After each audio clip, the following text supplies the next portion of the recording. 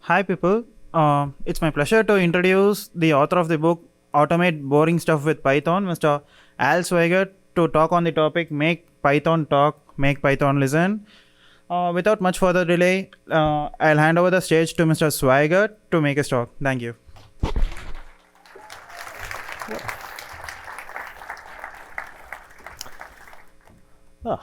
And now for something completely different. Hello, yes. First, there was a mistake in the program. This talk actually has two speakers. I'm Al Sweigart, and I'll be presenting with my friend and colleague of several years, Monty. Hello, my name is Monty.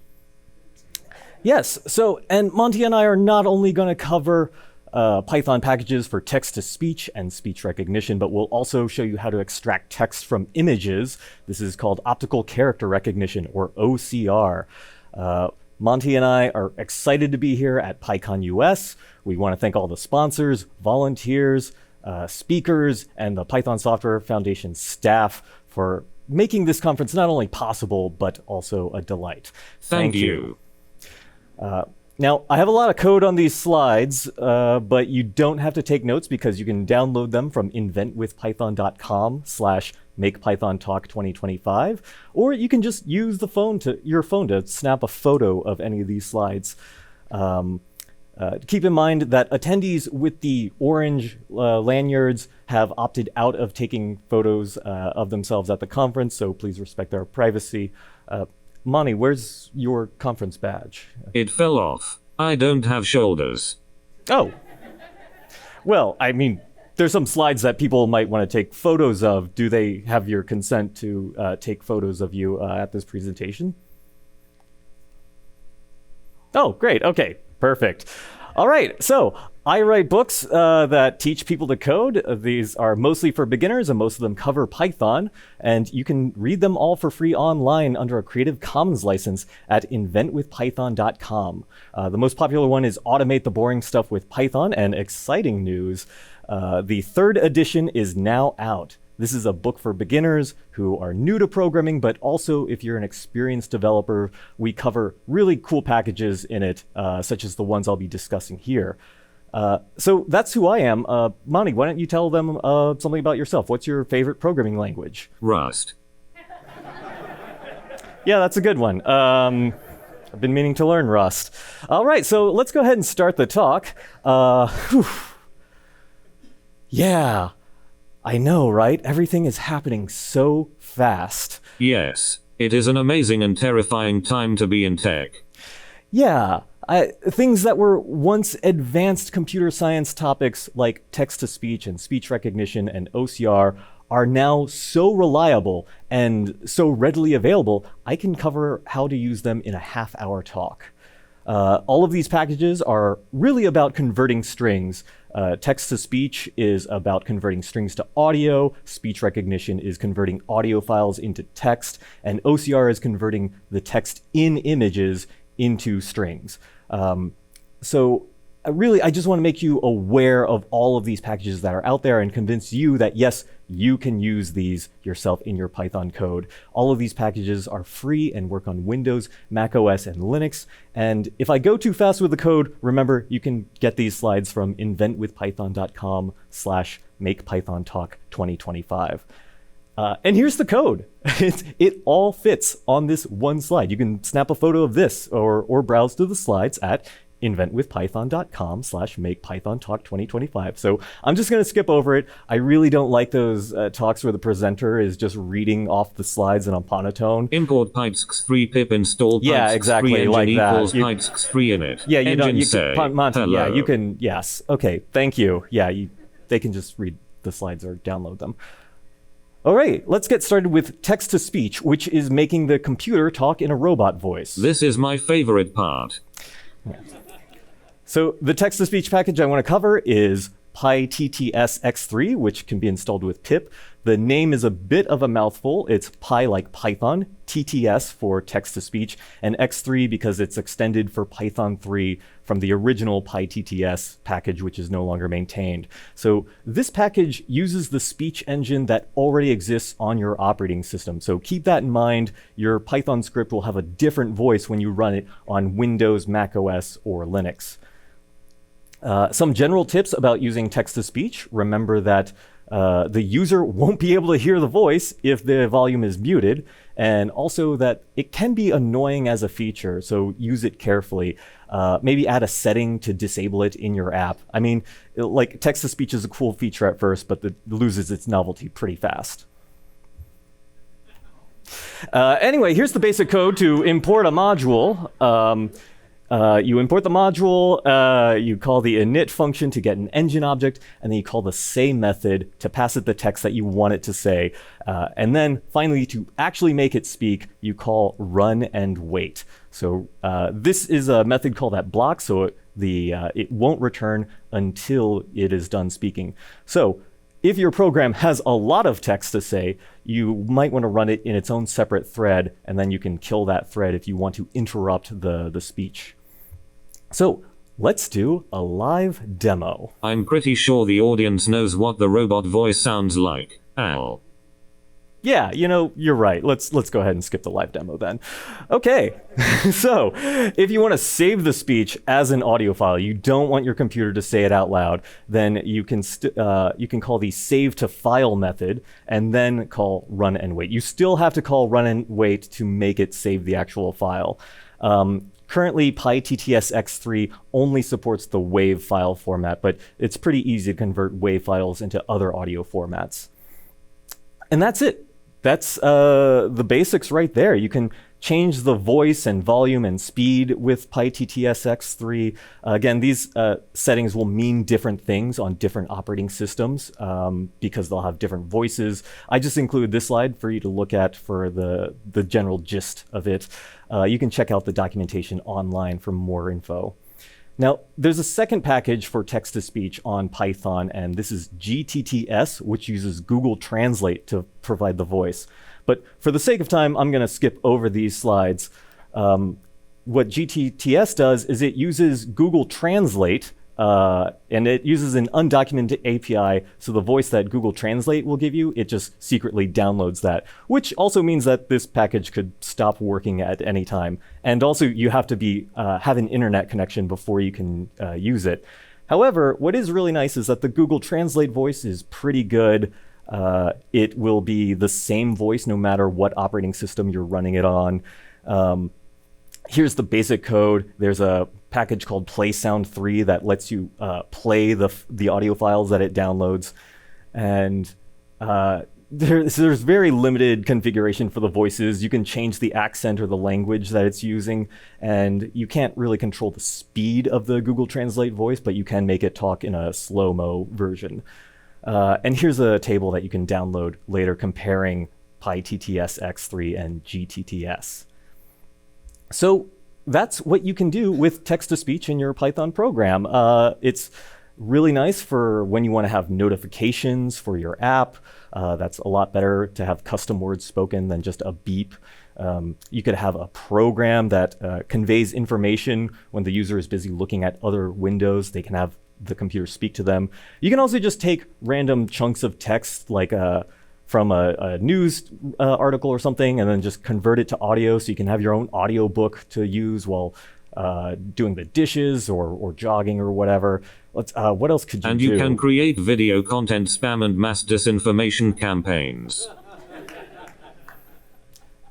Yeah, you could also do that, like, I guess you could use ChatGPT to just generate the script for some topic and then have the robot voice just read that script while generic stock image plays and upload this to YouTube and collect ad revenue and just do it thousands of times. That's already been happening for a couple years now, and as a result, our search engines are becoming more and more unusable due to being flooded with undetectable AI slop. So I mean, yeah, I meet a lot of people at PyCon, and I used to be able to go to like name pronunciation websites, but I can't use those anymore because they all just use text-to-speech to incorrectly pronounce the name based on the text, rather than having a human tell you, this is how you pronounce the name. Yes, it is an amazing and terrifying time to be in tech. Yeah. So, next up, speech recognition.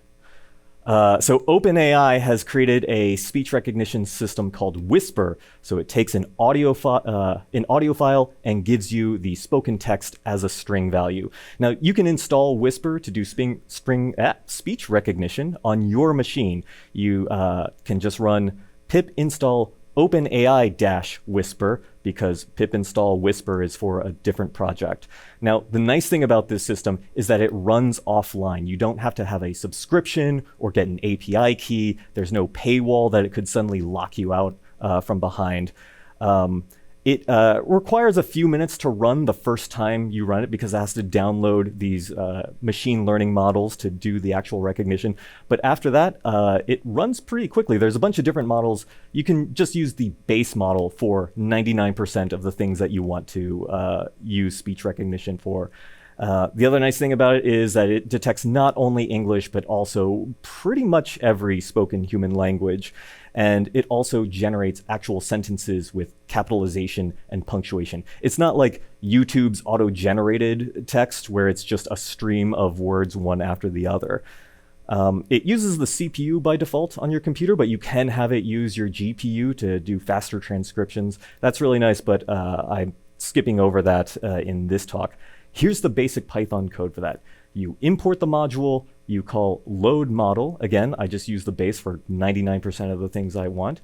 And then you call this transcribe method with the audio file, and then just print out the results that it gives you.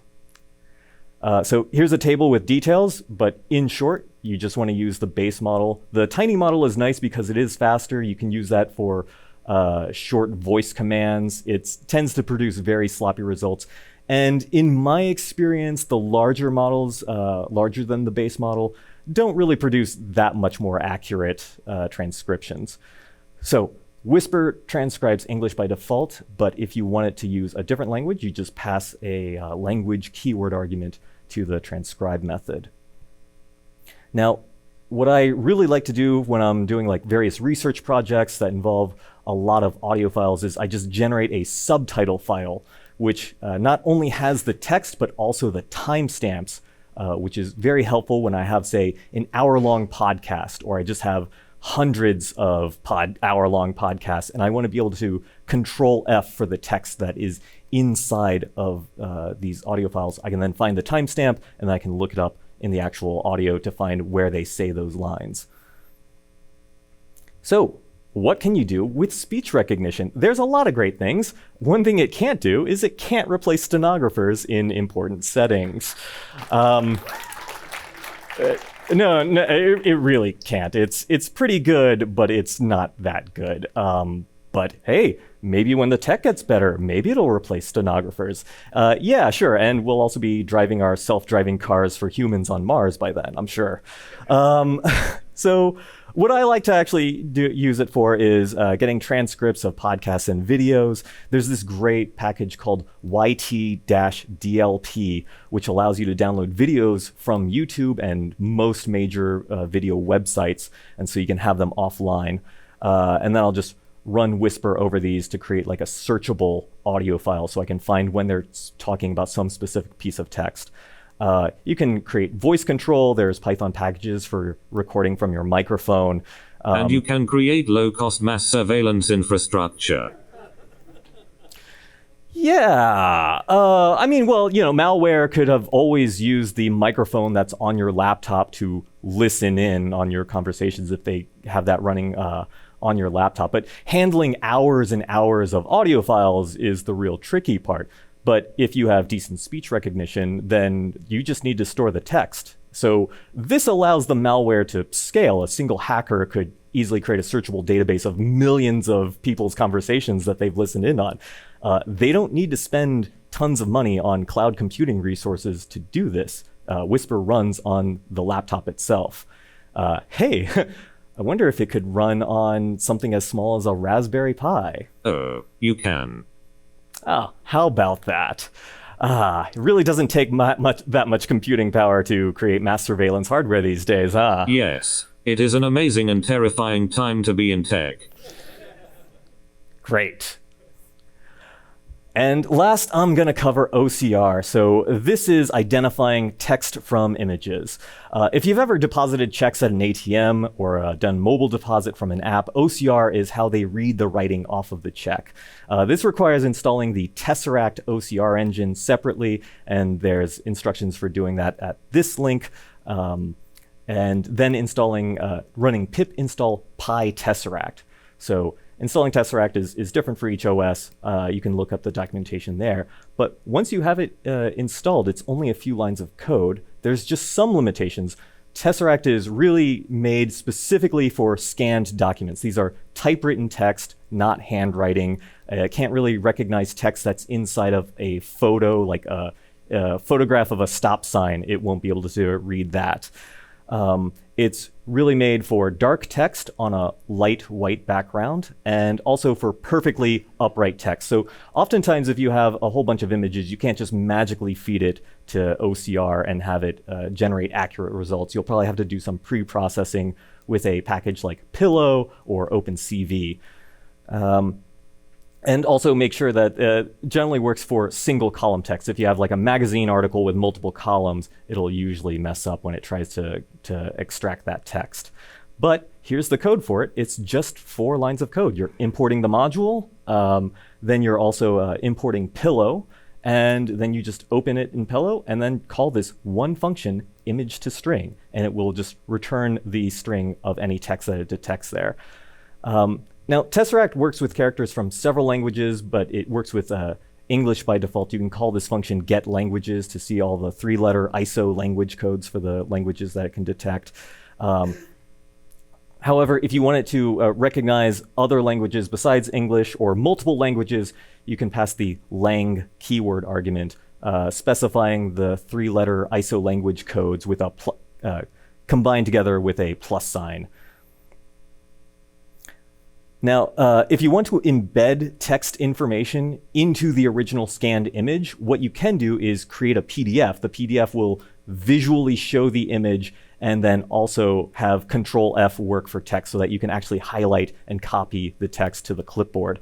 The easiest way to do this, Tesseract allows you to do this, but an easier way to do this is using this free open source application called Naps2.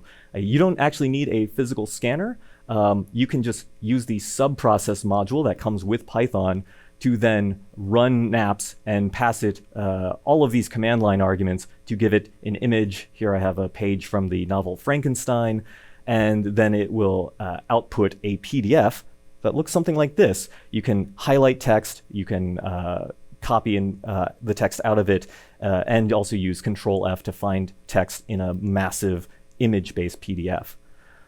So there's tons of things that you can do with OCR. I really like using it to create these text searchable databases for images. So I'll have like a whole series of web comics, but I want to be able to find a particular web comic and I remember some of the lines for it. So I just run OCR over all the like word bubbles and it'll extract that. And it usually works well enough. If you have just a lot of scanned like historical documents that were typewritten, if you have any books that you've personally scanned yourself. Track people's movements with a nationwide license plate scanning program. Yeah. Yeah, well, I mean, modern license plates are designed to be easily machine read. Now, Tesseract is made for scanned documents, so you would need some other model to recognize a license plate, say, but people have started doing that work. Of course, a license plate doesn't identify the driver or owner of a car. But, if your car was parked in front of your house, that does strongly correlate that license plate to you and your home. Google Street View blurs out license plates for this reason, but Google themselves still have all the original images. Now, Are there laws preventing them from holding on to this information or using this information or selling this information? Not really. There is the Driver's Privacy Protection Act of 1994, and that prevents your name and personal information from being shared, but this only applies to the DMV, not to private companies. So there's a lot of information, such as vehicle make and model and history, that is available. And a longitude and latitude of a car parked on a public street isn't considered personal information. Even your zip code really isn't considered personal information under that act. Now, of course, you and I don't have the resources of Google. We can't just drive around every road taking pictures of license plates. But maybe we could bring the traffic to us. Like, live traffic cams on the internet aren't high resolution enough to capture license plates, but how many thousands of license plates could you see if you just set up a webcam on an overpass and record rush hour? How many of us take the same route to and from work about the same time every day? And you can make a database of this info and maybe get lucky that the license plate that you're looking for is later, can later be found in it. I mean, the government already has all of this information and it hasn't been leaked. Well, I mean, it hasn't been leaked that much anyway. But I'm not talking about governments having this information. I'm talking about individuals and small organizations getting it. This is the power of having this software. It allows a great reduction in the cost of mass surveillance. If you set up a few Raspberry Pis at a freeway on-ramp for a few weeks looking for a particular plate in the area, you could probably find out about what time somebody leaves their home for work. And if you're clever, you can then start making a lot of inferences for very low cost. You don't have to have the resources of an intelligence agency to do mass surveillance. And a lot of people have motivation to do this kind of surveillance. The reason the Driver's Privacy Protection Act of 1994 was passed was because abortion opponents were using public license plate databases to harass abortion providers and patients. And it's not just stalkers and hate groups that can correlate data points, but corporations too. You know, those parking lot cameras that you see in big box stores, when you park at a Home Depot, they can record your license plate with those cameras. That sounds like a paranoid conspiracy theory. Al. Well, no, I mean, they straight up tell you that they can do it on their websites and their privacy policies. Now, a license plate doesn't identify you, but if you buy something from that store with a credit card, well, now they have your name. And if you buy something from them later, well, now they can link your license plate to your name. Because after all, they have a spreadsheet of all the license plates in their parking lot at the time of your first purchase, and a spreadsheet of all the license plates at the time of your second purchase. And the only license plate that's going to be in both spreadsheets is probably going to be yours. Now, it doesn't even have to be the same store. There's hundreds of Home Depots out there. And I'm not picking on Home Depot for any particular reason. Every retail chain has security needs and cameras, but there's a lot more you can do with information when you have software and some programming ability, especially when you combine it with other information. So all of this is completely feasible. Now, you might remember that news story of a father who demanded to know why his teenage daughter was being sent coupons for pregnancy products, just to find out that the store knew his daughter was pregnant before he did because of her recent purchasing history. Now, personally, I think this story is made up clickbait, but the kind of invasive breach of privacy that it talks about is completely feasible with software today and with the kind of information that is being collected on us today. Yes. It is an amazing and terrifying time to be in tech. Yes, it is, Monty. You know, when I first got into programming, I wanted to make video games. And when I went to college, I wanted to study computer science. You know, I really wasn't considering or concerned with the application of technology or its social effects. You know, I just thought coding was cool. But, you know, I thought that technology itself was apolitical, or at least that the technology was inevitable, so it doesn't make any sense to worry about it one way or the other. But as I got more experience with tech industry and got older, I realized that's not true. And not only that, but that's never been true. We are responsible for the tools that we create and how they are used and how they are also abused. Now, a lot of people have already talked about how technology can't be divorced from its application. Here in 2025, there's a lot of powerful tech, speech recognition, text-to-speech, OCR, and that's accessible to you as an individual or you as an employee. And even in as little as a dozen lines of Python code, you wield an incredible amount of power. And I want you to recognize the responsibility that comes with that power. Now, what you do with this matters because it is a terrifying time and an amazing time to be in tech. Thank you very much for attending our talk.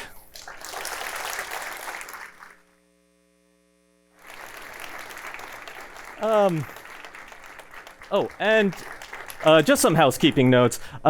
These packages are also covered in the 3rd edition of Automate the Boring Stuff, which you can find at this website. And I just want to remind everyone, hey, welcome to PyCon. PyCon is great, and I just want to remind you that you're here to meet people. You don't have to attend every single talk, but thank you for attending my talk.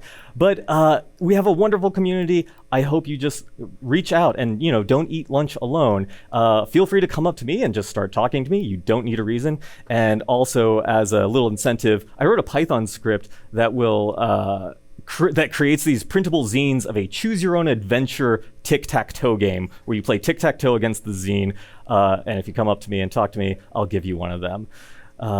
If you really enjoyed this talk, there's a book called Make Python Talk that you can also get from No Starch Press by Mark Liu. I like the cover. The puppet is really cute.